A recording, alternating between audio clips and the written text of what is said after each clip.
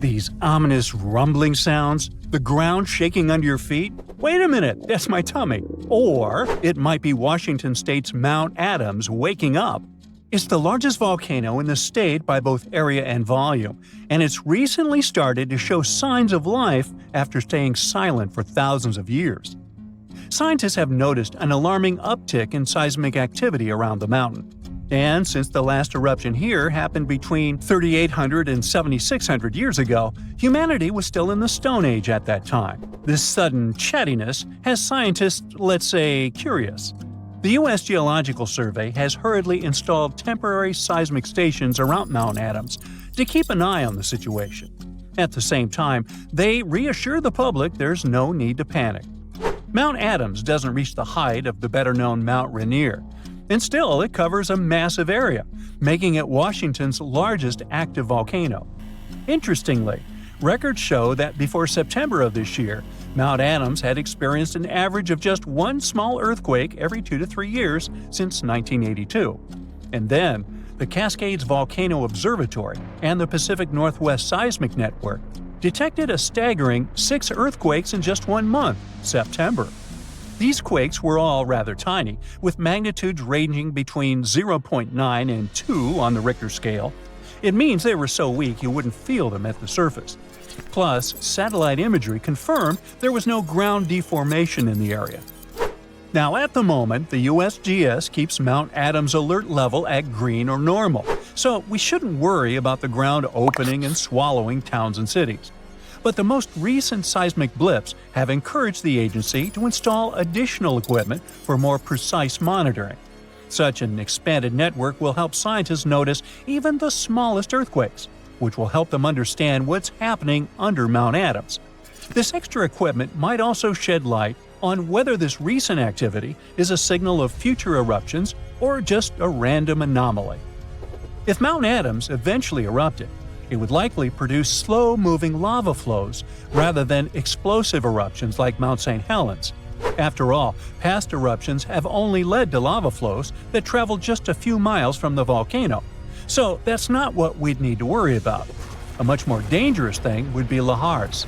These are mud flows that can happen when volcanic ash, rock, and melted ice mix during eruptions. Lahars have occurred near Mount Adams without even eruptions.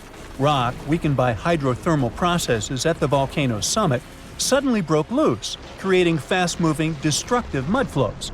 Exactly for this reason, the USGS categorizes Mount Adams as a high-threat volcano. While it doesn't erupt frequently, it still poses serious risks to nearby settlements. Another volcano we should carefully watch is Katla in Iceland. It's one of the country's most powerful and dangerous volcanoes. It last erupted over a century ago in 1918, but if it erupts again, it could be 10 times as powerful as another Icelandic volcano whose name I can't pronounce. See? That one erupted in 2010, completely disrupting air travel all over Europe. An eruption of Katla could release large amounts of sulfur dioxide, which could form sulfate aerosols in the atmosphere. Such aerosols reflect sunlight, which could even cause temporary global cooling. This phenomenon often followed catastrophic volcanic eruptions in the past. Although eruptions are common in Iceland, Katla's ash cloud would likely shoot higher into the sky and cover larger areas of Europe than that other one did. It would ground flights and negatively affect economies. If Katla erupted, it would also harm agriculture, water supplies, and air quality. In 2014, scientists noted that a large eruption could even cause a tsunami that might travel along Iceland's south coast and out to sea. But the potential impact of such a tsunami is still unclear. Katla tends to erupt on a regular schedule every 40 to 80 years, which means that another eruption is statistically very likely soon. That's why Katla remains under close scientific observation. The Canary Islands' Cumbre Vieja erupted recently in 2021, reminding people of its destructive potential. The lava flow from this eruption was devastating. It covered whole neighborhoods and flowed into the ocean, destroying more than 3,000 homes. Thousands of people had to be evacuated. But the craziest thing? Even though the damage was significant, Scientists believe it could have been far worse. A massive eruption of Cumbre Vieja could have caused the volcano's entire western flank to collapse into the Atlantic Ocean, triggering a mega tsunami. This hypothetical tsunami could have potentially created waves hundreds or even thousands of feet high. They could have flooded coastlines around the Atlantic basin, including parts of the US and Europe. Luckily, recent studies claim that a collapse of that scale is unlikely. But even though the chance of a mega tsunami is low, scientists still think it's wise to prepare for possible eruptions because there's a chance of extensive damage. The lava flows that occur at this volcano tend to be extensive and dangerous to both human life and the infrastructure on the island. If you decide to travel to Ecuador, you should be wary of Cotopaxi, one of the most active volcanoes in this country. It's been rumbling with minor eruptions since 2022. While these eruptions have been relatively small, Cotopaxi has a great potential for a major eruption, and it has scientists on high alert. If Cotopaxi erupted on a large scale, it could produce a massive ash cloud over 12 miles high, threatening the lives of around 200,000 people in the neighboring area. A serious danger is Cotopaxi's snow-capped summit. It would melt super rapidly in a major eruption. It could lead to destructive floods and landslides that would flow down the mountain and potentially reach populated areas. This combination of volcanic activity and glacial floods makes Cotopaxi a high-risk volcano. A powerful eruption could occur soon, or it could be years or even decades away. But monitoring efforts are in place to catch any warning signs. The next volcano we should watch out for is already infamous, Mount Vesuvius. Its catastrophic eruption in 79 CE destroyed the Roman cities of Pompeii and Herculaneum. Its last eruption occurred in 1944, but Vesuvius remains highly active and poses a great risk to nearby Naples, one of Italy's largest cities. A large eruption would threaten over 3 million people. Many of them live in the vicinity or even directly on the slopes of the volcano. If Vesuvius erupted, it would be an explosive event, with ash, rocks, and volcanic gas ejected at extremely high speeds. And even though such a destructive event isn't expected for a few hundred years, Vesuvius remains one of the world's most closely watched volcanoes. After all, it has a real potential to cause catastrophic damage in a densely populated area. Then, we have Popocatépetl, often called El Popo. It's one of North America's tallest active volcanoes, which lies about 40 miles from Mexico City. Exactly this proximity to a metropolitan area with a population of 22 million people makes Popocatépetl especially hazardous. A large eruption could send a massive ash cloud over Mexico City, causing widespread disruptions.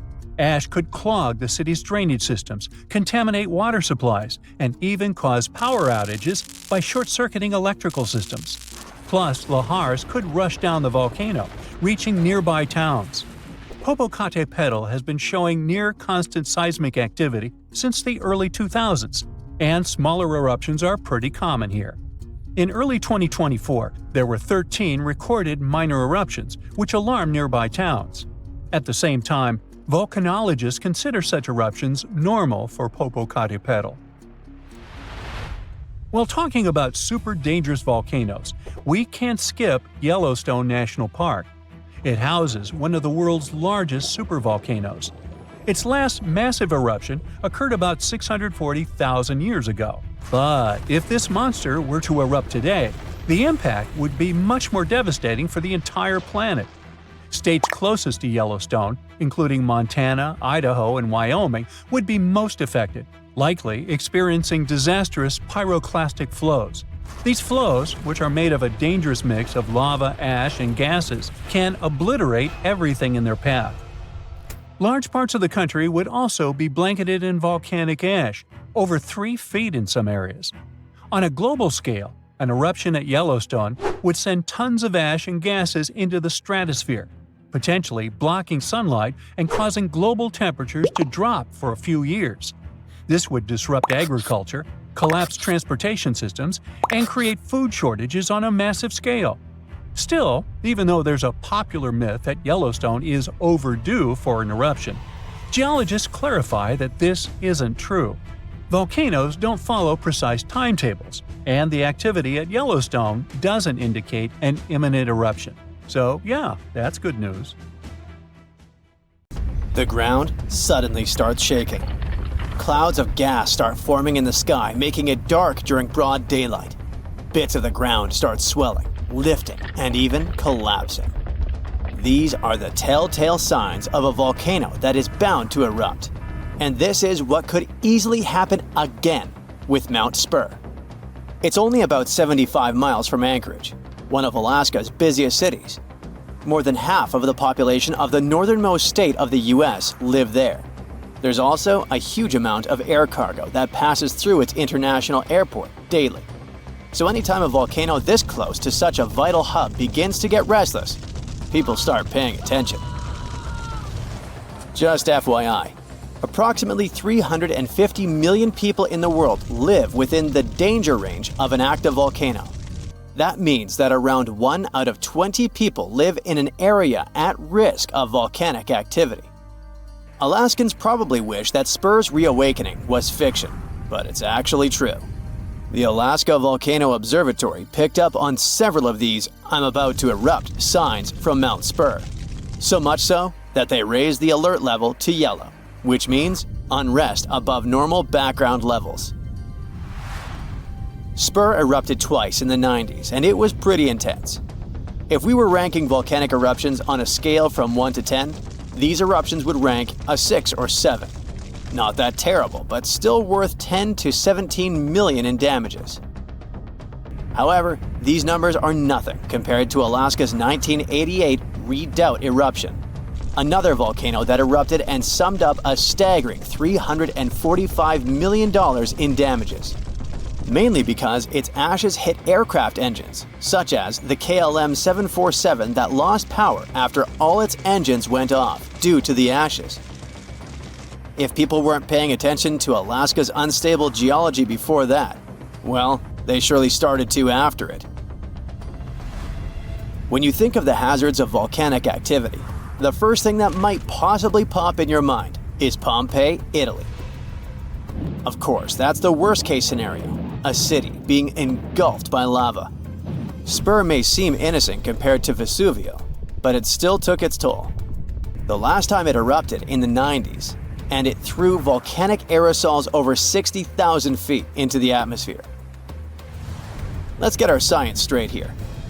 Think of volcanic aerosols like liquid particles that are released into the atmosphere during an eruption. These particles are usually created when gases from a volcano, such as sulfur dioxide, combine with water and other particles that exist in our atmosphere. These aerosols can actually cool the Earth's surface since they reflect sunlight directly back into space. And that's not the worst part. It can stay in the atmosphere for several years after an eruption, causing lots of health issues. The eruption unleashed blazing fast avalanches of hot gas and ash called pyroclastic flows, along with thick, muddy floods known as lahars. Oh, and there were also the massive volcanic boulders. These rock chunks were huge, some over 3 feet long, and they blasted out from the volcano like nature's cannonballs, landing more than 6 miles away. All that volcanic heat melted part of a nearby glacier, kicking off debris flows that dammed up the Chakachatna River and created a whole new lake along the valley. Some good came out of Spur's first eruption, though. The main lesson was, volcanic monitoring pays off. The local monitoring was able to reduce the economic damage done by the eruption, especially for a city that has an intense air traffic.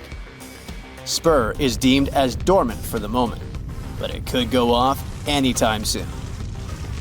You see, volcanoes are classified as active, dormant, or extinct, depending on how much action they're putting on. If it's still active, it's still rumbling and erupting somewhat regularly. Dormant means it's had some recent activity, but it's still lying low for now. And extinct, that's when it's been quiet for such a long time that we figure it's done for good. One of the US's most dangerous active volcanoes is Mount St. Helens. This volcano is actually responsible for the most powerful eruption in U.S. history. Its last blast was so intense, it threw off about 1,300 feet off its summit. Basically, the top of the mountain vanished, and if you thought Mount Spur's ash cloud was impressive, St. Helens wins the competition since it launched its ashes 80,000 feet into the sky. Eastern Washington plunged into total darkness. But it wasn't just that.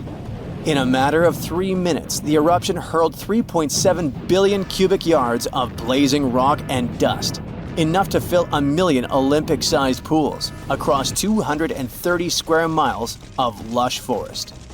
Actually, the earthquakes that anticipated the eruption started weeks before May 18, 1980. A ground shake of magnitude 5.0 went off, triggering a landslide on one side of the volcano. By the end of the official eruption date, 57 people had lost their lives. Nearly 7,000 big-game animals like deer and elk were wiped out, and millions of birds laid scattered on the burnt earth. Researchers don't think St. Helens will blow at the same magnitude again anytime soon, but they're keeping an eye on it, because this volcano is not exactly finished. By the way, the word volcano comes from the Roman name Vulcan, which was the Roman deity of fire, and they often happen at the meeting point of tectonic plates, which are the pieces of the Earth's surface that fit together like a jigsaw puzzle. The so-called Ring of Fire, located in the Pacific Ocean, is the world's danger zone when it comes to volcanoes. It contains between 750 and 915 active volcanoes. The largest volcano located in the Ring of Fire, also the largest active volcano in the world, is the Mauna Loa. It's over 13,000 feet high, and it's located in Hawaii. Researchers say that Mauna Loa has been erupting for at least 700,000 years. Its most recent eruption began on the 27th of November 2022, and it lasted until December 13th. It's been quiet since the 80s until it decided to wake up again. Thanks to constant monitoring by the Hawaiian Volcano Observatory, it didn't cause any casualties when it last erupted. Scientists have been investing big time on volcanic monitoring, not only to reduce economic hazards, but also to save lives. The most recent attempt has been to drill into volcanoes. Recently, a group of scientists went all the way to Iceland in one of the world's volcanic hotspots. There are around 33 active volcanoes in Iceland alone, but the one that is the most interesting to them the most is the Krafla volcano. The Krafla has erupted around 30 times in the last 1,000 years, and its most recent eruption was in the mid-1980s. The project named Krafla Magma Testbed, or KMT for short, is hoping to advance the understanding of how magma behaves underground. The main advantage of this drilling research is predicting the risk of eruptions, but it can also help to push geothermal energy forward. I mean, can you imagine having electricity that is run by the limitless source of volcano power? The KMT team will begin drilling holes deep into volcanic ground in 2027. They're aiming at reaching over a mile into the ground. After all, it's different to monitor lava activity when it's on the surface than when it is still below ground. This will allow researchers to listen to the pulse of the Earth, according to them. They're saying this research is as revolutionary as the first time man went to the moon. Oh, and speaking of that, I was shocked to discover that volcanoes exist all throughout the solar system. Yep, other planets and moons have volcanoes too. The largest volcano in our solar system is Olympus Mons on Mars. It's a shield volcano, much like the ones that make up the Hawaiian Islands. It's about 370 miles wide. If we transported it all the way back to Earth, it would almost occupy all of Poland. Yikes. Our planet's biggest and meanest supervolcanoes are waking up. When they erupt, you'll surely notice it, even if you live thousands of miles away from the epicenter. Scientists are worried we might not have enough time to prepare and deal with the consequences of a super eruption. There's some volcanic activity close to the Italian city of Naples. And no, it has nothing to do with the famous Mount Vesuvius, but with another volcano. This one is harder to see as it doesn't have a tall peak like Vesuvius. But don't let this bad guy trick you. It could be way more dangerous than its giant neighbor. It does have a huge crater that's about 8 miles wide. This volcano is called Campi Flegrei, and it's actually one of the largest volcanoes in Europe, sitting under the town of Pasquale. So, Campi Flegrei erupted 39,000 years ago with a bang so massive it spread ash across the whole Mediterranean region. It also caused the temperature to drop by over 16 degrees Fahrenheit across Eastern Europe. It was the biggest volcanic eruption in Europe in 200,000 years. Since then, Campi Flegrei has had smaller eruptions, and the last one happened in 1538. Now the area is full of small craters, hot springs, and bubbling pools, and they're all proof that this volcano is still very much alive and brewing something. Since the early 2000s, the ground in the giant crater and the town nearby have been slowly rising by about 1 to 1.5 inches every year. There were at least 150 earthquakes that shook this supervolcano lately. In May 2024, there was a 4.4 magnitude in the area, the biggest in the last 40 years. Residents had to leave their homes and camp outside, fearing there would be more earthquakes. No one knows how Campi Flegrei is going to behave in the following months or years, but the authorities are organizing evacuation exercises to prepare the population just in case. The Italian volcano looks like an innocent kitten compared to the real giants like Yellowstone. For a volcano to deserve the title of a super one, it must be able to produce catastrophic-scale eruptions and eject huge amounts of magma, ash, and volcanic gases. The Yellowstone giant meets these criteria. Even though it moves from time to time, the Yellowstone supervolcano hasn't erupted for 640,000 years. But when it does wake up, it might erupt with incredible power, about the same amount as 10 huge nuclear power stations can produce. Under the ground, beneath Yellowstone, there's a super hot area full of molten rock called magma. As more magma moves into a big space called a magma chamber, the ground above starts to swell or rise. When the magma cools down, the ground falls. Between 2004 and 2009, the ground at Yellowstone rose by almost 10 inches, but then it started to slowly go back down in 2010. Scientists aren't sure if it's going to erupt anytime soon. There's also another big volcano called Long Valley in California that has been active since 1980, and it can be a really big threat. Scientists studying this supervolcano found out that before its biggest eruption, 760,000 years ago, the buildup may have taken less than a year. Now, that's bad news, because a supervolcano eruption can have a huge effect on the world, like the eruption of the Toba volcano in Sumatra around 74,000 years ago. It became the biggest volcanic eruption the Earth had seen in 28 million years. It covered parts of Indonesia, India, and the Indian Ocean with a thick layer of volcanic debris, almost like a 6-inch blanket. The amount of rock it spewed out was like stacking nearly 3 million Empire State Buildings. The giant crater it left behind can still be seen from space. All the ash and gases shot up into the air and blocked some of the sunlight. It caused a volcanic winter that lasted about 6 to 10 years. Some scientists think this eruption might have even affected early humans. Around the time Toba erupted, the human population took a sharp dip, and there were far fewer people. Some say this is why all modern humans come from a small group of survivors. According to the Toba catastrophe theory, most early humans in Europe and Asia didn't survive the cold and harsh climate after the eruption, but a lucky group lived through all that in Africa. Not all scientists agree with this idea, and some archaeological and climate records show a different story. Another volcano that changed the world in a big way was Mount Tambora in 1815. The next year went down in history as the year without a summer. It was cold and rainy, and there was snow and frost even in the middle of summer, especially in Europe and North America. This happened because the volcano sent out a lot of sulfur dioxide into the sky, which spread all over the world and made the planet colder. When Tambora erupted, it caused huge tsunamis that smashed homes and took the lives of around 10,000 people. Afterward, about 80,000 more people passed away because of the consequences the eruption had caused in the world. The cold weather ruined crops, so food became really expensive. And because horses were the main way people traveled, the cost of oats that they ate went way up too.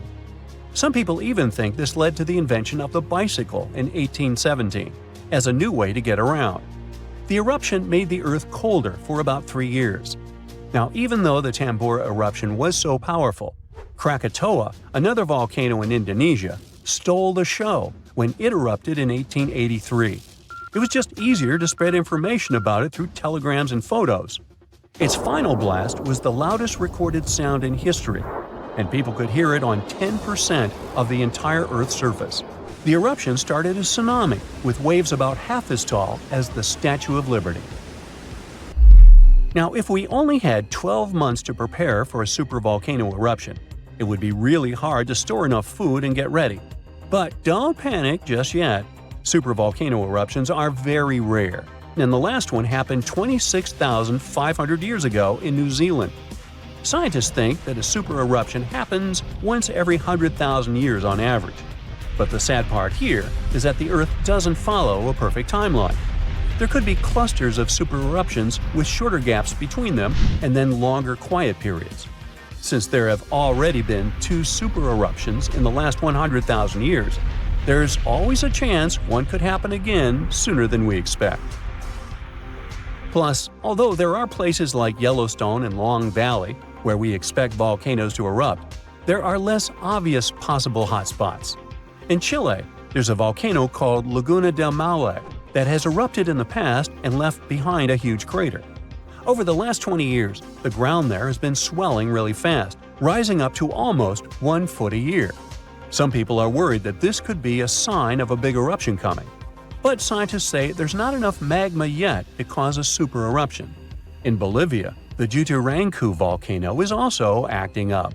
It's part of a group of volcanoes that have caused super eruptions in the past. Since the 1960s, the ground around Juturancu has been lifting, but the last eruption was 250,000 years ago. Even though the magma might be rising, it's not enough to worry about just yet. The chances of a super eruption happening during our lifetime are 1 in 1,400, which is pretty low, so you don't need to worry too much. But just like someone wins the lottery every week with very small chances, a super eruption could happen sometime in the future, and when it does, we'll need to be prepared. Imagine standing in the middle of Europe 40,000 years ago. The landscape is rough, cold, and unforgiving. Fast food is scarce, and there's no internet. Suddenly, from out of the woods steps a figure, stocky, strong, and with a face that is quite unusual. This human looks similar to us, but something about them is different. Their brow is heavy, their nose is broad, and their body seems to be built to fight nature itself. Well, congrats! You've just met a Neanderthal. You might have thought that Neanderthals were basically ancient humans, but that's not really true. We come from the same genus called Homo, but we, all modern humans, belong to one same species called Homo sapiens. However, there used to be lots of human species before, and Homo neanderthalensis was just one of them. And they actually were kind of cooler than us. So what in the world has happened to them? Neanderthals lived for a long time, for about 360,000 years, across Europe and parts of Asia. 40,000 years ago, the place we now call southern Italy was sitting on top of a huge disaster, a massive supervolcano called Campi Flegrei. This big boy is huge, about 9 miles wide. That's about 10 to 20 minutes in a car to get across it all. But there were no cars then, remember? At the time, it was quiet for a while, but one day, suddenly, it blew in what became one of the biggest volcanic eruptions Europe had seen in 200,000 years. The catastrophe was so crazy that ash, gases, and debris altered the climate across the entire continent. What comes next is usually called a volcanic winter. Average temperatures drop, the sky gets darker, and life becomes even harsher than it already is. The eruption, known as the Campanian Ingumbrite, caused Europe to cool by as much as 7 degrees Fahrenheit. Doesn't sound like much? Well, the drop of even 1 degree would cause winters to become harsher, causing horrible snowfall, rains, and floods. Crops would struggle to grow, leading to food shortages. The weather would go wild, too, with storms and droughts. Kind of like now. Except multiply this by 7. Events like these caused some huge chaos in modern times. You can imagine what it did to the Neanderthals. But in reality, a simple volcanic eruption shouldn't destroy an entire species, right? Well, yes. The truth is, the Neanderthals were already hanging by a thread back then, and all because of us. They've been in a tough spot for a while. They lived in places that are now parts of Europe, Western Asia, and the Middle East. Modern humans, us Homo sapiens, entered Europe and were giving them some serious competition for food and shelter. Homo sapiens were sneaky dudes, better at finding food, easily adapting to different environments, and using more advanced tools. We were pushing Neanderthals out, trying to get the same resources. We literally made their extinction a slow and very unpleasant process. So, while the volcano definitely made things worse, it wasn't their only problem, and they didn't completely disappear after the eruption. Some of them hung on in isolated places, like Gibraltar, for another 12,000 years.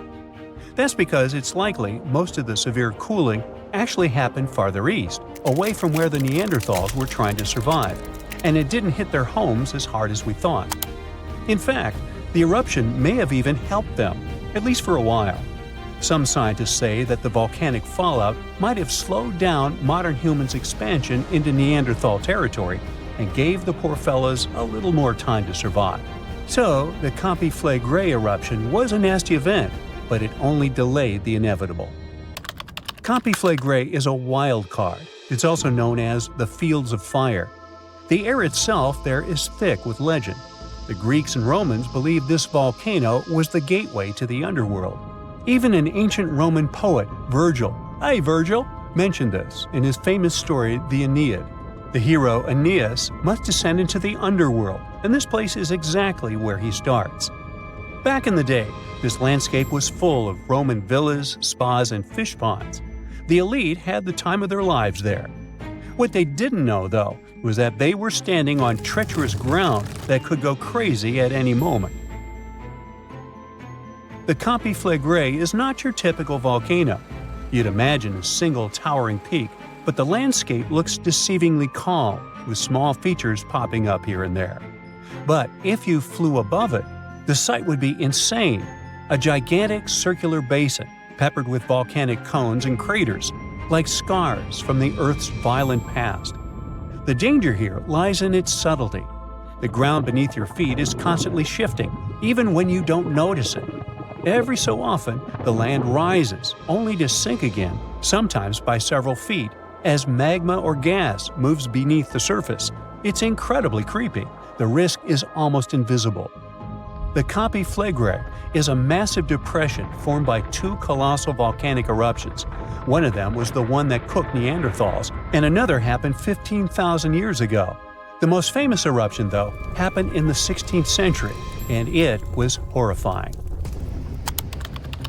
The year was 1538. For years, the people of Paswali had noticed something unsettling. Land that once sat below the waves was slowly rising. What was once the sea had become new ground. Rumblings from deep within the earth were terrifying, but had become a normal part of life. Earthquakes started in the early 1530s, small at first, but in just 8 years, they became the norm. Until one day, on September 28th, horrifying tremors shook the ground. By the next evening, as the sun dipped below the horizon, a massive crack ripped open the earth near the ancient Roman town of Trippergoli. From this gash spewed fire, smoke, and a rain of volcanic ash miles away. It was thick and muddy, likely mixed with underground water.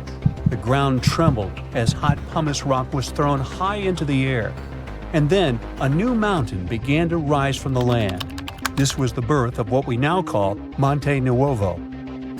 Eventually, things seemed to calm down, as if the earth was catching its breath. For days, things seemed quiet. Locals relaxed a bit. They began to approach the new mysterious volcano, a crater with something that resembled boiling within it. People visited it like a new attraction. But then, just days later, the disaster struck again. At night, without warning, a new mountain went wild. A blast from the southern flank hurled scoria, chunks of jagged volcanic rock, into the air. This one was fatal for 24 people. The debris found afterwards was huge and coarse. For centuries after, the only signs of life from the Monte Nuovo were small fumaroles, jets of gas seeping from the earth. But then, even those faded away. Now it's just a lush green cone, a pretty sleeping giant. But the ground near Naples, Italy, is still alive. The Campi Flegrei sits quietly for now, but it might not be for long. It's showing signs it might be waking up again. This supervolcano looks like a hellish landscape, with its boiling mud pits, geysers, and steam vents. Romans and medieval Christians once believed it was a gateway to the underworld, and who can blame them? What's spooky is that recently scientists detected unusual activity under the surface. In 2012, Italian authorities raised the alert level on the volcano from green to yellow, meaning that it needs close monitoring. There are certain changes that usually happen before an eruption. The magma below starts releasing gases, which could weaken the rock above, eventually triggering a disaster. Unfortunately, no one can predict exactly when or if it will erupt. But if it does, the consequences could range from a minor inconvenience for locals to a global catastrophe. Its last tiny eruption happened in the 16th century, and it wasn't too bad. But if history repeats itself, like it was with Neanderthals, we're all cooked. An eruption like that could lead to global cooling, crop failures, and widespread famine. Right now, a group of scientists is trying to get a clearer picture of what's happening beneath the surface. The Campi Flegrei Deep Drilling Project is working to drill a 10,000-foot borehole, hoping to check out the magma chamber up close.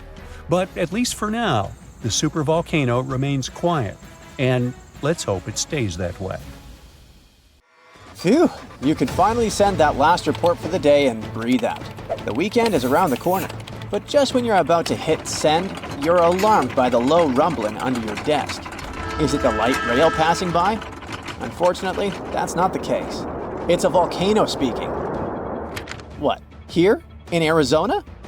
That's right, the ground keeps shifting under Arizona, reminding us that Earth is alive. No panic though. Let's arm ourselves with some context. 20 American states have extinct, active, and dormant, currently sleeping, volcanoes. Among such states, you can find California, New Mexico, Nevada, Utah, and Colorado. On the bright side, Arizona's volcanoes are dormant at the moment, but it doesn't mean they won't go off in the near or not so near future. Now, how about traveling to Arizona to check the traces of its active volcanic past? They dot the desert landscapes of this state like spots dot a Dalmatian. There are entire volcanic fields southwest of Phoenix, east of Douglas, near Flagstaff, north of Kingman, and near the Mexico border. The most worrying thing about these fields is that even though they're not active at the moment, eruptions in this region might happen every 1,000 years or so. Well, the time seems to be up. The last powerful and destructive volcanic eruption occurred around 1,000 years ago at the Sunset Crater. Oh, this place is worth paying more attention to. And we will, but a bit later. First, we have to talk about hotspots. No, not that place where you can surf the web. In our volcanic context, a hotspot is a place where insane amounts of heat melt the overlying crust, Earth's thin outer layer, and form volcanoes. This heat rises from the mantle, which is located between our planet's dense, superheated core and the crust. Want to see an example of this type of volcanism? Welcome to the Hawaiian Islands. The Big Island has its active volcanoes because, at the moment, it's situated on top of the Hawaiian hotspot. The older Hawaiian Islands were once there too, but later they drifted off towards the northwest. It happened because that's where the oceanic crust on top of which they sat, namely the Pacific Plate, moved. Now, look at the world's ocean basins. Yes, they're literally dotted with islands that sit on top of hotspots, like Hawaii, Iceland, Samoa, the Galapagos. Those are probably the most famous examples. But don't think that continents can't host hotspots. They can, but those are far less common. One of the most famous continental hotspots is, I bet you know it. Yep, the one beneath the Yellowstone caldera. By the way, the caldera is a vast volcanic crater, especially one formed as a result of a massive eruption that led to the collapse of the mouth of a volcano. The Yellowstone hotspot is basically the creator of Old Faithful and the rest of the hot springs and mud pots for which the national park is famous. Speaking of Old Faithful, let's make a small detour and pay more attention to this wonder of nature. It's one of the most well-known geysers in the world. People have been coming from all over the globe to see it for more than a century. The cool thing about this geyser is that the likes of it can only form under very specific conditions. That's why they're pretty rare. Magma under the surface superheats pockets of underground water. The pressure there keeps growing until it eventually pushes the water upward with immense strength. A certain volcanic rock with a high silica content lines the tunnel through which this water escapes. Basically, it creates a unique pipe that can withstand unbelievable pressure and heat created by the water erupting above the ground. Old Faithful was the very first named geyser in Yellowstone. If you come to visit it expecting the thing to erupt every hour on the hour, you're gonna be disappointed. On average, Old Faithful erupts every 91 minutes or so, which isn't that bad either. Plus, you can download a special app which will provide you with the approximate time of the next eruption. But be very careful while visiting and stay away from the site. The water erupting from the powerful geyser reaches 204 degrees Fahrenheit. The steam is even more scorching, up to 350 degrees Fahrenheit. It's hot enough to bake a cake. But let's get back to our volcanic hotspots. Scientists still don't clearly understand why there aren't many hotspot volcanoes on continental crust. One reason might be that the continental crust is much thicker than the oceanic crust, which is about 4 times as thick on average. Another reason could be that most of Earth's crust, about 2/3 of it, is oceanic. This means that there's less continental crust for hotspots to form under. Now, I bet those of you living in Arizona will appreciate the following info. We'll talk about a volcanic field right in the heart of this state, the San Francisco Volcanic Field. That's a massive area filled with over 600 volcanoes. Yes, they're mostly small, but it doesn't make them any less impressive. They're scattered across 1,800 square miles in northern Arizona, a giant territory. Interestingly, scientists are still debating about whether this volcanic field is actually sitting on top of a hotspot. But one thing they agree upon, the volcanoes in this area get younger as you move east. And this pattern matches up with the North American plate moving west over what could be a stationary hotspot beneath the surface of our planet. Cool, huh? The volcanic hullabaloo in that area started around 6 million years ago. So, in geological terms, it's relatively young. As for the most recent eruption, it happened less than 1,000 years ago. The Sunset Crater, which I mentioned before, the one near Flagstaff, is the most famous vent from that eruption. The Sinagua people had to leave their homes at Wupatki Pueblo because of the eruption. That site is now part of the Wupatki National Monument. There, you can see how people lived in this volcanic region many years ago. If you go to explore this area, you'll notice that most of the volcanoes there are basalt cinder cones, small and steep. The Colorado Plateau has quite dry weather conditions. That's why the volcanoes haven't worn down much. Some of the best examples of those cones, like this one, called the SP crater, still look like they appeared yesterday. But look around. It's not just cinder cones. The San Francisco volcanic field also has a stratovolcano, as well as some lava domes that formed from volcanic rocks with more silica than basalt you can find in places like Hawaii. It means they're thicker and don't flow as easily. Anyway, the stratovolcano is going to be one of the most epic sights you'll come across while exploring this volcanic field. Well, not the stratovolcano itself, but the San Francisco peaks, the remains of that giant formation. They stand tall at more than 12,600 feet. That's 4.5 Burj Khalifas placed on top of one another. It makes the peaks some of the biggest landmarks in northern Arizona. They're not only stunning, but also sacred to the Native American people who have lived in the area for many generations. Now, unlike those super active volcanoes in Hawaii, the San Francisco volcanic field takes its time, thousands of years between eruptions. But you shouldn't relax just yet. Geologists say another eruption is likely to happen one day. It will probably occur in the remote eastern part of the field, away from big towns. Phew! And if that next eruption is anything like the one that formed Sunset Crater, it would be quite the show. Lava fountains and rivers of lava flowing. At the same time, the next eruption might not happen for centuries, maybe even millennia.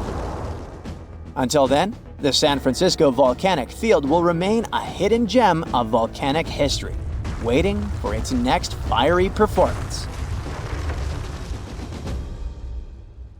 The story of Pompeii is complete chaos as is, but to add a little fuel to this fire, we dug up some groundbreaking facts, and I mean that quite literally.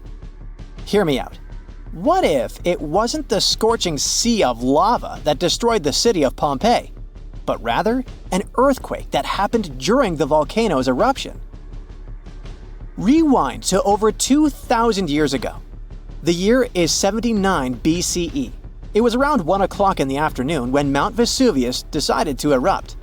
Pompeians were going on with their normal daily routines when lava started taking over. The flow of lava was so quick that most people didn't have anywhere to run. The disaster took the lives of around 2,000 people. The lava covered most of the city, which then turned everything to ashes. Pompeii was only discovered during the 16th century of our Common Era, when an architect commended a dig to divert a river. It's a very well-studied site nowadays, but something unusual recently caught the researchers' attention. Scientists were excavating a site called the House of Painters at work. They were examining a couple of skeletons when they saw something weird. The skeletons probably belonged to two men around the age of 50. The analysis showed these men had survived the first surge of lava in the city. But they didn't make it out due to this second unexpected part, the earthquake. The men probably took shelter at the House of Painters at work, but the walls crumbled down when the earthquake hit. The men were found in a protective posture, like they were trying to shield themselves from something that was going to fall above their heads. Plus, these skeletons were not found under the layer of volcanic ash, but on top of it, proving that they really did survive Vesuvius's sea of lava. It turns out this is not as rare as it seems. A volcanologist explained that the seismic activity during the eruption really made things worse in Pompeii. He said that this seismic chaos probably influenced the desperate choices of a lot of Pompeians in their final moments. This is not the first time the world heard of a possible earthquake in Pompeii. A guy named Pliny the Younger, who escaped the disaster and witnessed the whole thing, beat these scientists to it in his famous letters. Pliny the Younger was a lawyer and an important person back in ancient Rome. He was an eyewitness to the whole Pompeii disaster, and he wrote in one of his letters that the eruption was followed by a trembling of the earth. Researchers do agree that something never added up. Pompeii is known to have really well-preserved skeletons since the ashes kind of played an important role in preserving them. But the buildings were in horrible shape, making it hard to reconstruct the entire city as it once was. Pompeii was indeed one of a kind. It was one of the most vibrant and lively cities of the ancient Roman Empire. The city was huge. It could have been home to as many as 30,000 people in its heyday. The House of Fawn, for example, was a clear example of how rich Romans lived their lives in Pompeii. It was a huge house that even had 2 gardens inside, taking up the entire block. They looked like they were made of white marble, but it was actually painted stucco. It was clear to researchers that only aristocrats lived there. Then there was this famous forum. This is where most of the administrative part of the city life happened. It was made up of a lot of different buildings, like the Basilica, a hotspot for political and civil meetings, the Macellum, which was a market, and several temples. If we were visiting this back in the day, we'd see a bunch of men dressed in tunics. A few select ones would wear togas, those heavy white pieces of draped cloth that look like bed linen wrapped over the body. Togas were mainly used on special occasions since they were costly, hard to wash, and considered a traditional costume. Representatives running for office would use it during their campaign run so that commoners would identify them as candidates. One can't forget about the Villa of the Mysteries. Cool name, huh? It was called that way because of some mysterious frescoes found inside of it. Modern-day archaeologists still haven't figured out what the scenes painted are trying to depict. Probably some type of ritual or ceremony. By the way, a villa is simply a large suburban Roman-style house. It's not necessarily a super posh place where the rich and beautiful live. It's usually located on the outskirts of town, near the city's walls. The Villa of the Mysteries one in particular was found astoundingly well preserved in modern archaeological excavations. It even had a manufacturing area inside of it, like its own little industry. It was common for richer Romans to own big farmlands, like olive gardens, for example. So they would also build a processing station inside their villas to extract the oil and package the whole thing. The amphitheater was where some of the richer men paid to put on gladiator fights for the rest of the town. It was built around 70 BCE, and it was one of the oldest amphitheaters of the world. It was even older than the Colosseum in Rome.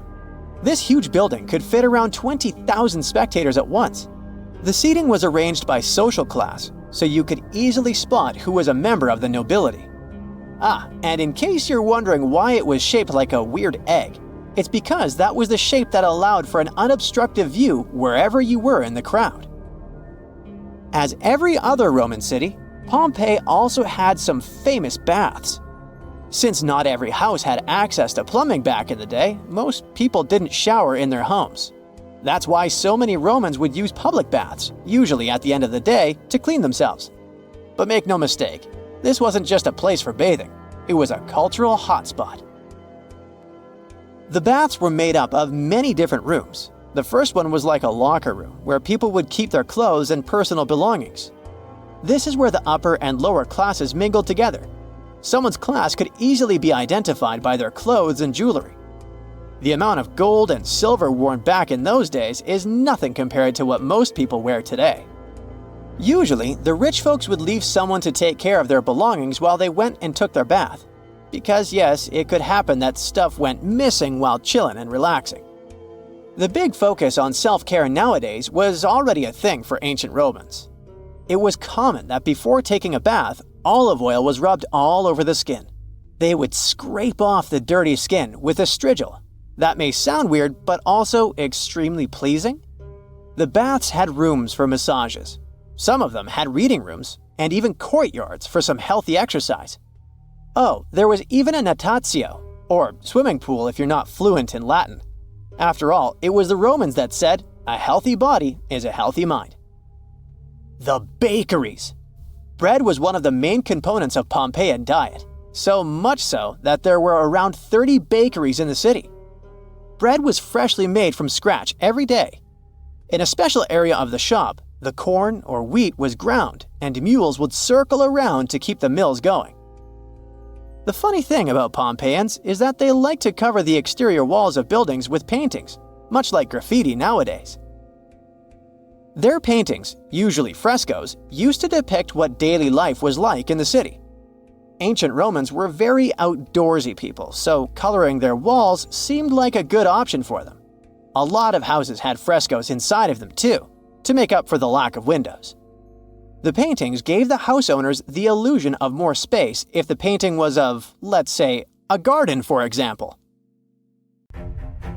The latest super eruption of Yellowstone occurred 640,000 years ago, and it was long before Homo sapiens saw the light of day.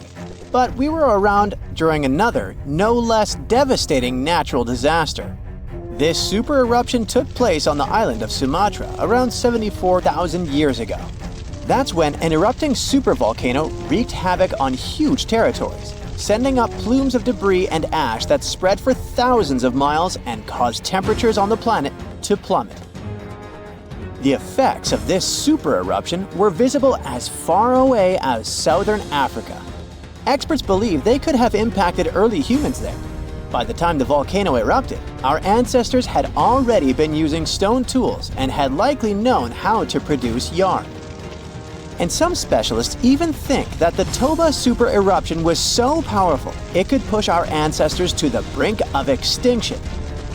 They claim that Toba might be the largest volcanic eruption to occur on Earth within the last 2 million years. The eruption disgorged so much pyroclastic rock it would be enough to cover the entire United States to the depth of a one-story house. About a third of that deposit piled up on northern Sumatra, while a lot more ended up beneath the floor of the Indian Ocean. The super eruption left an elliptical crater lake around 60 miles long. The caldera is so large it's hard to feel that you're indeed in a volcano. Pumice deposits from the eruption remain in the canyon walls and go deep below the ground. There aren't many arguments about the amount of pumice and ash involved in this disaster. At the same time, experts aren't sure how much sulfur ended up in the atmosphere. Even some sulfur layers in the polar ice could be potential candidates. But so far, scientists haven't found any connection between them and Toba. But let's get back to the dramatic impact the super eruption had on early humans. It turns out some not only survived but even thrived after this natural catastrophe, at least judging by the artifacts they made during and after the eruption. The disaster might not have posed a serious threat to those of our ancestors who took refuge along the coast. Genetic evidence hints that modern humans descend from a few thousand people that ventured out of Africa around 60,000 years ago. Why just a few thousand?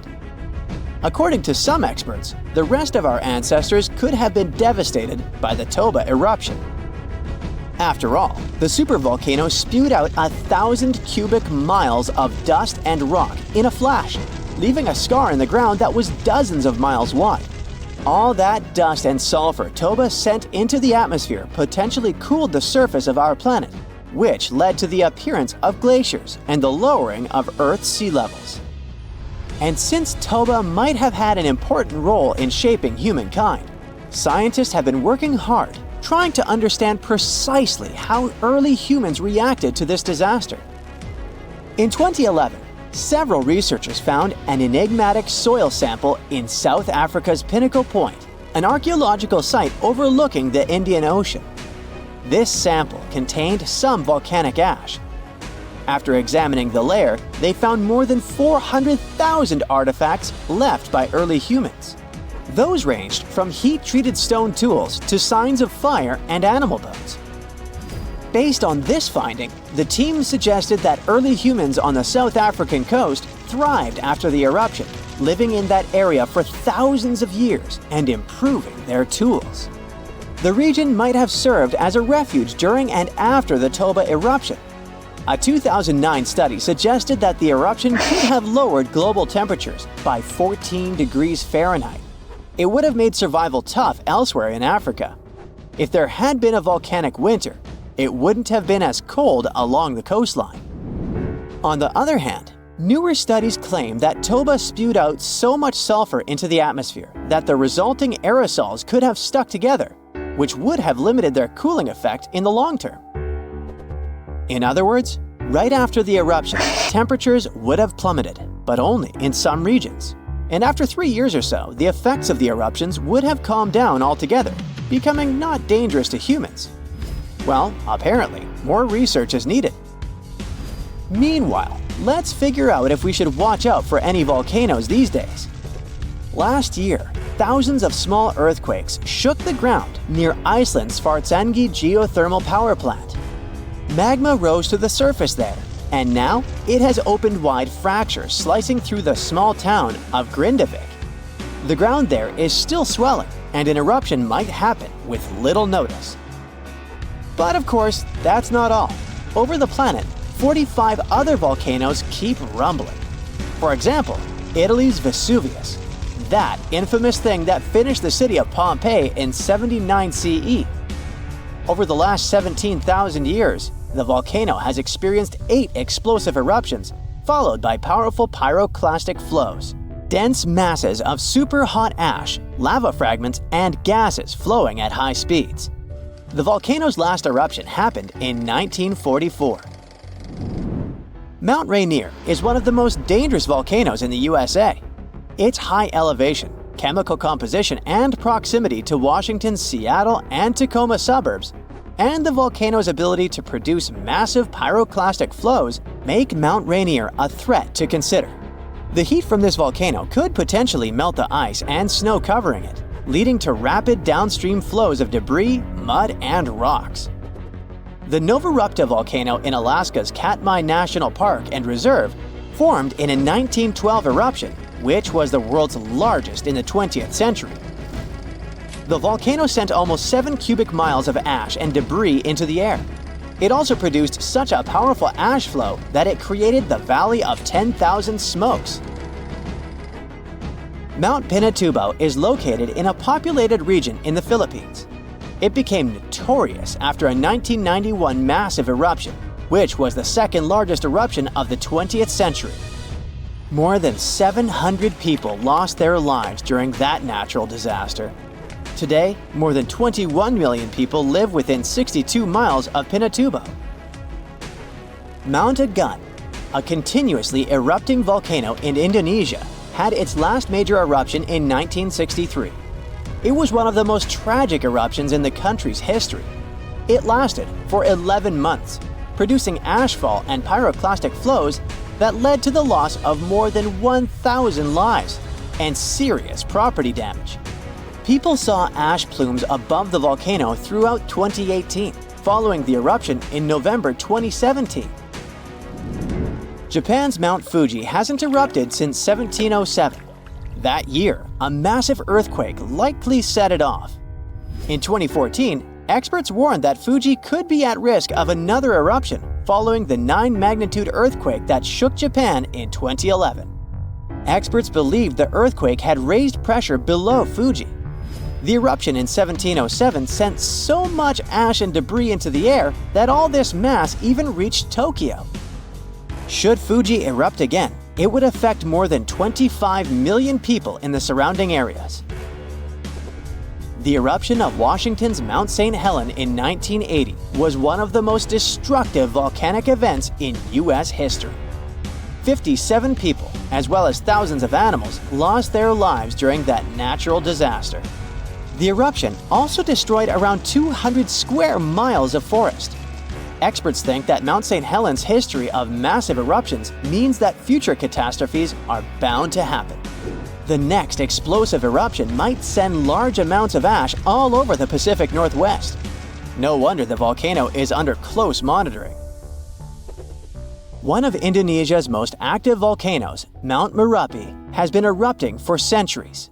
NASA claims that the biggest risk of this volcano is pyroclastic flows, which can spread over vast areas and harm loads of people. For the last time, Merapi erupted in January 2024, sending plumes of smoke into the air. These days, more than 24 million people live in the area surrounding this volcano. The last time this volcano erupted was about 500 years ago, but recently, small tremors have grown really frequent, to such an extent that scientists have been recording more than 1,000 a month. I'm talking about the Campi Flegrei supervolcano in Italy. At one point, just a few weeks ago, the area was rattled by a 4.4 magnitude earthquake with 150 tremors in just one night. It was the strongest earthquake in over 40 years. A lot of locals spent the night in their cars, but in the morning, the shakes were followed by another earthquake, a bit weaker with a magnitude of 3.6. So, is Italy in danger? Well, the quake itself wasn't big enough to cause serious damage, but it evoked a lot of panic. At the moment, local authorities are working on grandiose emergency plans. If worse comes to worse, they'll have to evacuate hundreds of thousands of people. One of the reasons is the proximity of this area to Naples with more than 3 million inhabitants. At the moment, they're even considering an option of paying people to leave their homes. Right now, schools remain closed in the Campi Flegrei area. The authorities are allocating more than 500 million euros to ensure the safety of buildings and constructions in the area. A yellow alert is still in place in the region where 80,000 people live. There's the so-called red zone, which is the most dangerous area. There are 1,250 houses in this red zone, and all of them will be at high seismic risk if an eruption begins. Plus, more than twice as many will be at medium risk. Italy is a country prone to seismic activity, and Pozzuoli is a densely populated area that is located on one of the most dangerous supervolcanoes in Europe. Campi Flegrei has 24 hidden underground craters and dwarfs the better-known Vesuvius. Yes, the very volcano that wiped the ancient Roman city of Pompeii off the face of the earth in 79 CE.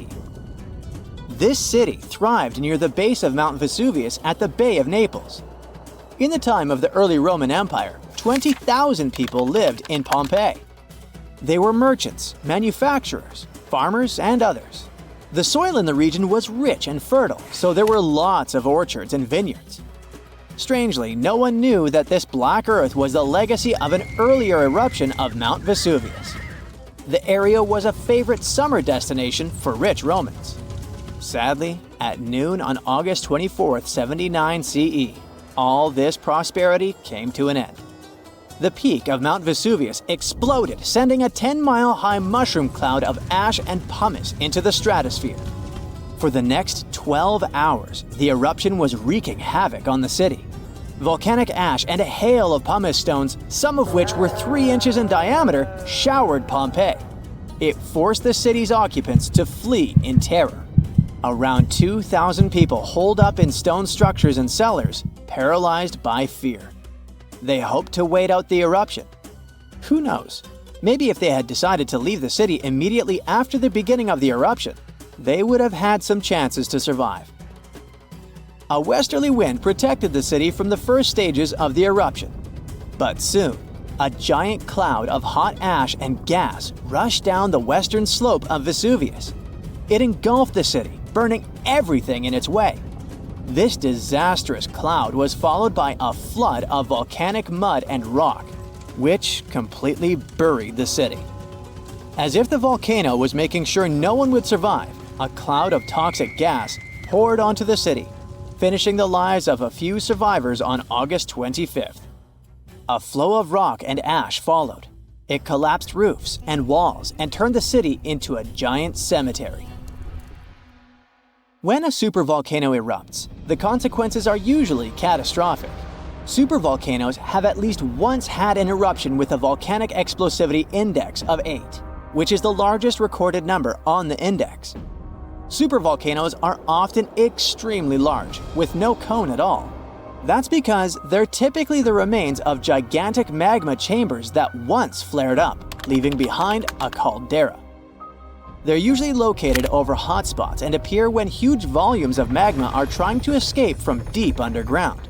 Eventually, they burst through Earth's surface. Sometimes, all this magma gets stuck, unable to break through the planet's crust. And then, massive pools of pressurized magma gather at a depth of several miles. The pressure keeps growing because more and more magma is trying to get to the surface. At one point, a super eruption goes off. The most recent super eruption happened in New Zealand. Well, when I say recent, I meant around 26,500 years ago. That's when a supervolcano beneath the surface of Lake Taupo spewed into the air more than 300 cubic miles of ash and pumice. Imagine 500,000 Great Pyramids of Giza flying up into the air at the same time. That's how incredibly powerful that eruption was. But the most exciting and confusing thing about the eruption was that the Taupo volcano didn't simply go off like many others. At first, everything was going as usual. Tons and tons of pressurized magma had built up under the surface, and the pressure was getting higher and higher. But after the rock cracked and the first portion of lava rushed out of the crater, something went wrong, and the supervolcano took a break. Only several months later, the disastrous eruption shook the ground. Thousands of tons of lava, rocks, and ash flew high into the atmosphere. The unusual pattern of Taupo still confuses scientists. The Indonesian eruption at Toba caldera 75,000 years ago was the largest eruption in the last 2 million years. Experts estimate that the eruption could have released hundreds of thousands of tons of sulfuric acid, which might have even caused a several-degree cooling of the planet's surface. But nowadays, the impact is hard to detect because of glaciers that covered the ground afterward. There are also several so-called supervolcanoes that haven't lived up to this name yet because they've never produced any super eruptions. For example, in 1883, Indonesian volcano Krakatoa went off. The power of the eruption tore the volcano's walls open, and cold seawater rushed into its molten insides. The difference in temperatures made the volcano blow up with a deafening boom. It was clearly heard 3,000 miles away in Australia. It earned the blast the title of the loudest sound in history. But even though the consequences of this event were truly catastrophic, it still turned out not powerful enough to be called a super eruption.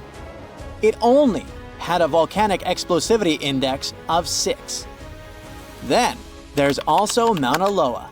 It's a shield volcano, which means it won't produce explosive eruptions, but its sheer size makes this monster of a volcano extremely dangerous. At the moment, the volcano seems to be at peace with its surroundings. Research equipment doesn't show any signs of activity on Mauna Loa, but if Mauna Loa did suddenly erupt, lava flows could reach the ocean and the most populated and touristy places like Captain Cook very fast, in a matter of hours.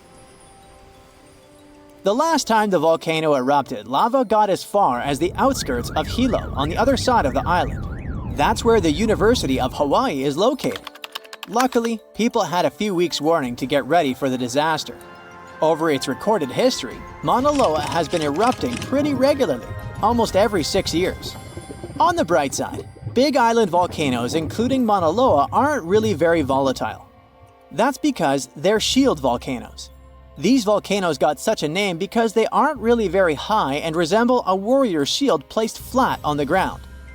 Shield volcanoes are formed by very fluid lava. It travels way farther and forms much thinner flows than the lava erupted from a stratovolcano, which is conically shaped and tall, like the infamous Krakatoa in Indonesia. So, if Mauna Loa erupts, there probably won't be ash clouds or tons of debris. The most dangerous thing will be lava. Since Mauna Loa is a shield volcano, its lava is extremely fluid and voluminous, which allows it to flow far and fast.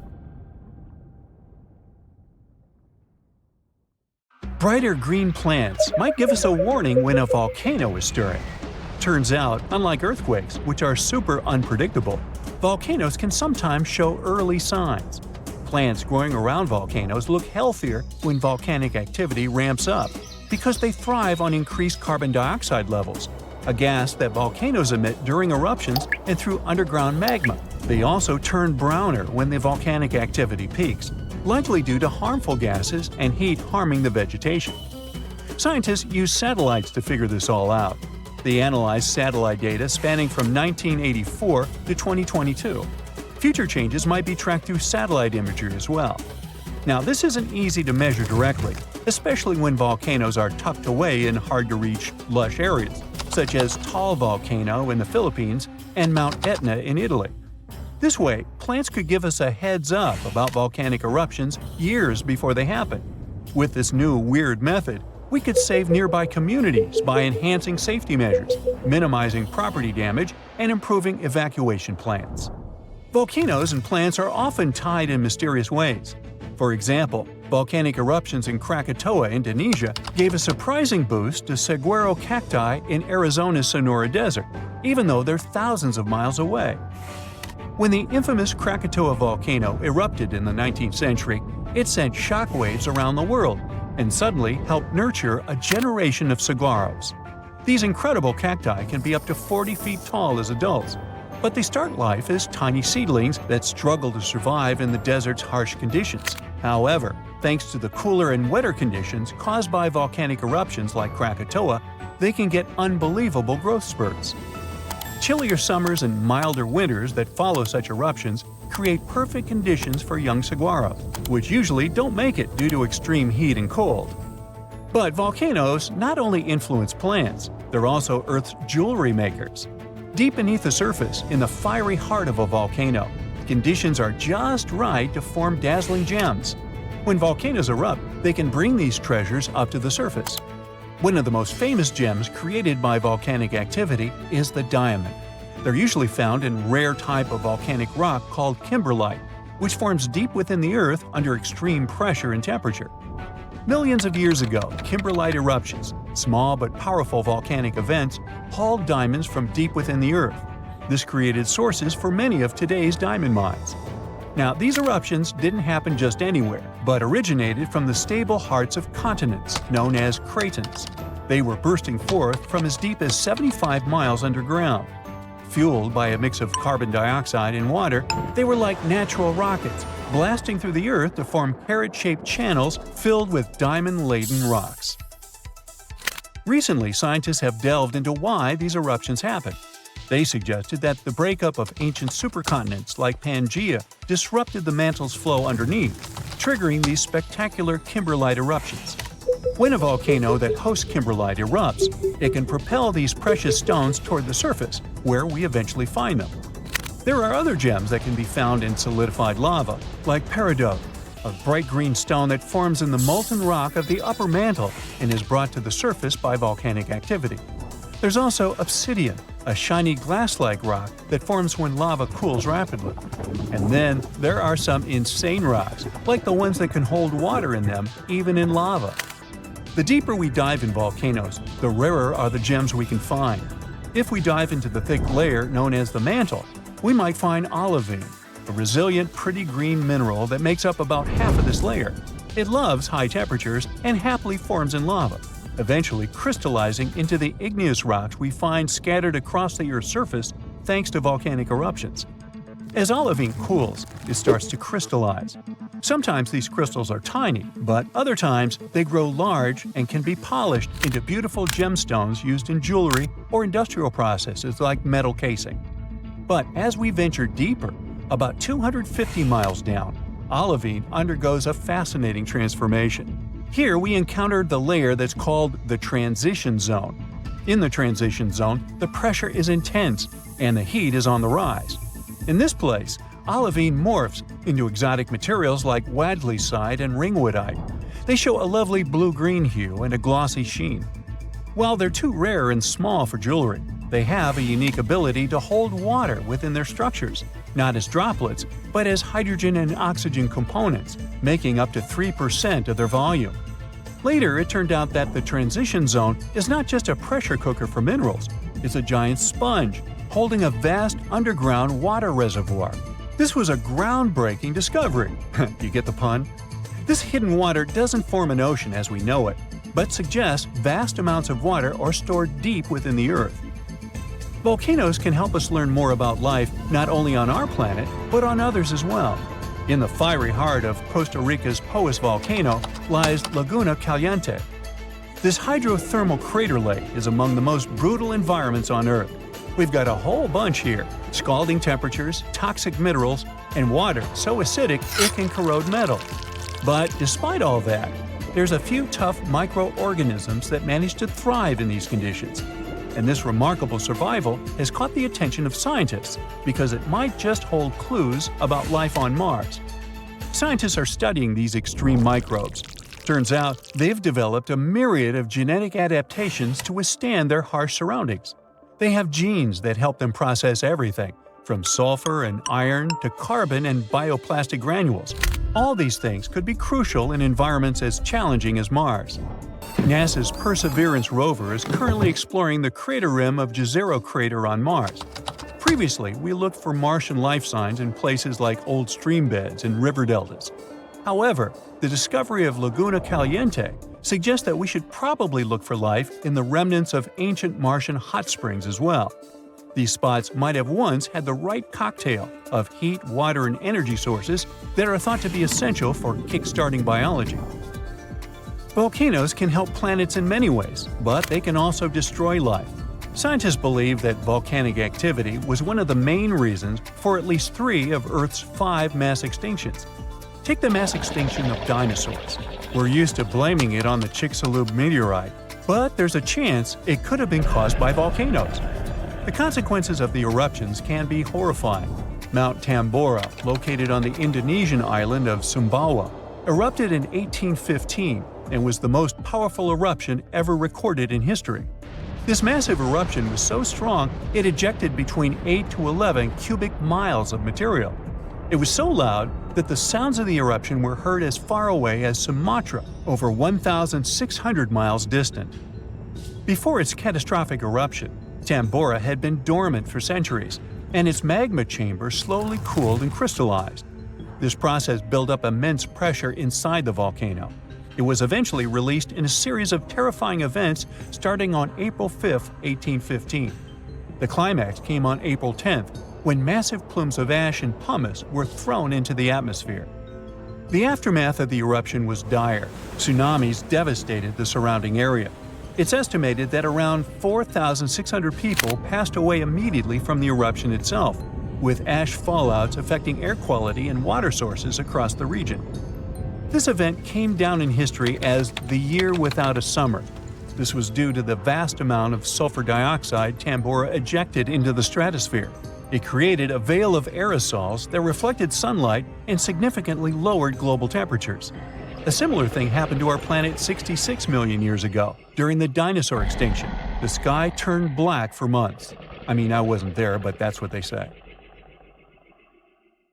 The largest volcanic region on Earth is not in Africa or Japan, but under the ice of Antarctica. Scientists found 138 volcanoes in its western part, and if they decide to go wild, you'll surely notice it. They could melt huge amounts of ice that will move into the ocean, raise its level, and make our planet uninhabitable for humans. But before you pack your things to fly away to another planet, hear me out. Only 2 of the Antarctic volcanoes are officially classified as active now, and it would take a whole series of eruptions, decade after decade, to seriously impact the whole world. Mount Erebus, one of the 2 Antarctic volcanoes currently in action, proudly bears the title of the world's southernmost active one. It has been continuously erupting since at least 1972. It emits plumes of gas and steam and sometimes even spews out rocks, and scientists call it Strombolian eruptions. One of the coolest features is a lava lake in one of its summit craters, with molten material on the surface. Such lakes are rather rare because they need certain conditions to make sure the surface never freezes over. The second active volcano is Deception Island, a horseshoe-shaped landmass. It is the caldera of an active volcano that last erupted over 50 years ago. Scientists who monitor it say it shouldn't go wild anytime soon. Antarctica also has plenty of fumaroles. Those are volcanic vents that release gases and vapors into the air. In the right conditions, they can spew out enough stuff to build fumarolic ice towers up to 10 feet tall. Scientists keep an eye on the Antarctic volcanoes with seismometers that detect when the Earth starts trembling from volcanic activity. Sometimes they also use more complicated tech, but it's all really challenging because of how far away this polar region is and how tricky it is to get there. That's why no one can predict when one of the continent's volcanoes that are now sleeping might erupt. We can guess what this waking up would look like if we analyze the events from nearly 20,000 years ago. So, shall we? One of Antarctica's sleeping volcanoes, Mount Takahe, had a series of eruptions and spewed out a good amount of halogens rich in ozone back then. Some scientists say these events warmed up the southern hemisphere. Glaciers started to melt and helped finish the last ice age. For these events to repeat, we'd need a series of eruptions with substances rich in halogens from one or more volcanoes that are now above the ice.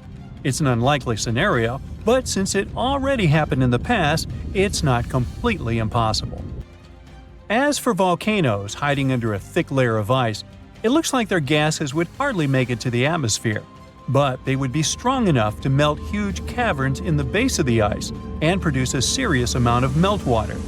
The West Antarctic ice sheet is wet and not frozen to its bed, so this meltwater would work as a lubricant and set the overlying ice into motion soon. The volume of water that even a large volcano would generate in this way is nothing compared to the volume of ice beneath it.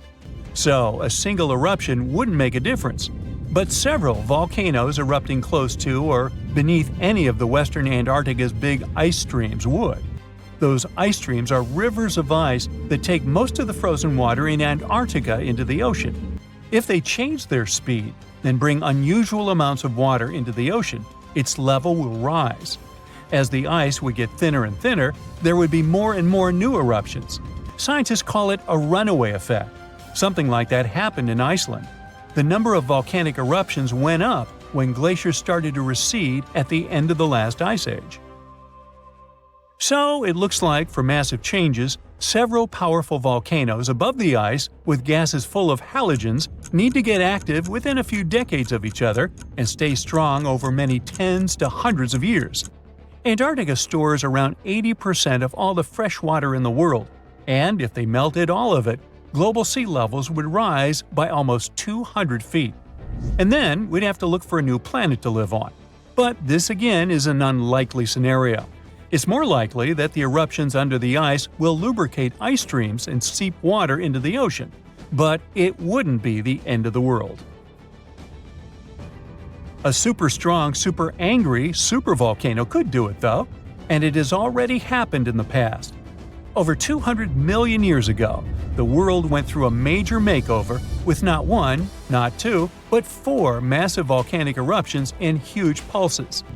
The supervolcano called Camp had been erupting over and over for 600,000 years. It all happened in Wrangell, a large chunk of land that used to be a supermassive volcano stretching across what's now British Columbia and Alaska. And it wasn't the lava or the volcanic ash that ruined the environment. The eruption made carbon levels skyrocket. The planet would never be the same again. This volcanic activity might have helped dinosaurs grow from cat-sized critters into giants we saw in Jurassic Park. It kicked off a 2 million year rainy season. It made the whole world hot and humid, and the dinos just loved it. Researchers dug deep into sediment layers beneath an ancient lake in Asia to uncover these secrets. They found traces of volcanic ash and mercury, clear signs of those epic eruptions. There were carbon signatures showing huge spikes in carbon dioxide levels. It made the atmosphere toasty, and the rain poured down. So the bad news is, another eruption like this could happen. The supervolcano beneath Yellowstone National Park has been sleeping for nearly 70,000 years. But if it wakes up, it would be many times more catastrophic than the eruption of Mount St. Helens in 1980. It's considered the most disastrous volcanic eruption in U.S. history. It followed 2 months of earthquakes and injection of magma below the volcano that weakened and destroyed the entire north face of the mountain. The eruption column went 80,000 feet into the atmosphere and spread ash over 11 U.S. states and several Canadian provinces. The last Yellowstone eruption was 1,000 times greater than that. The ground above Yellowstone sits on a hot spot made of molten and semi-molten rock called magma. This magma stuff flows into a chamber beneath the park, about 4 to 6 miles down, making the ground puff up like a balloon. But then, as it cools down, the ground goes back to its usual state. Volcano watchers have been keeping an eye on this for a century. They noticed the ground lift up about 10 inches around 20 years ago, but since 2010, it's been going back down.